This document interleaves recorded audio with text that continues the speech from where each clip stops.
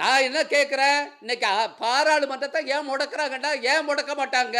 பாராளுமன்ற அமைப்பை தகர்க்கிறதுக்கு நீங்க ஒரு நாடு ஒரு தேர்தல் கொண்டு வராங்கிறீங்க. பாராளுமன்ற ஜனநாயகமே தகர்த்து விட்டு பாகிஸ்தானை காப்பி அடிச்சு அதிபராட்சி முறையை கொண்டு வராங்கிறீங்க. அதை அதுக்காக அதை அன்றைக்கே அரசியல் நிர்ணய சபையில் எதிர்த்து முறியடித்த அந்த வாதங்களை முறியடித்த அம்பேத்கர் இந்த ஒரு நாடு ஒரு தேர்தலுக்கான பிக்சட் டேர்ம் என்பதற்கான வாதத்தை பேசி தன்னுடைய விளக்கங்களை கொடுத்து முறியடித்த அம்பேத்கர் இன்னைக்கு அம்பேத்கருக்கு ஒரு பக்கம் விழா எடுக்கிறதா சொல்லிக்கிட்டு, ஒரு பக்கம் பூஜை செய்யறதா சொல்லிக்கிட்டு, இன்னொரு பக்கம் அரசமைப்பு சட்டத்தினுடைய அடிப்படையை தகர்க்கிறதுக்காக ஒரு நாடு ஒரு தேர்தல் மசோதாவை இன்னைக்கு இன்ட்ரோடியூஸ் பண்றீங்க.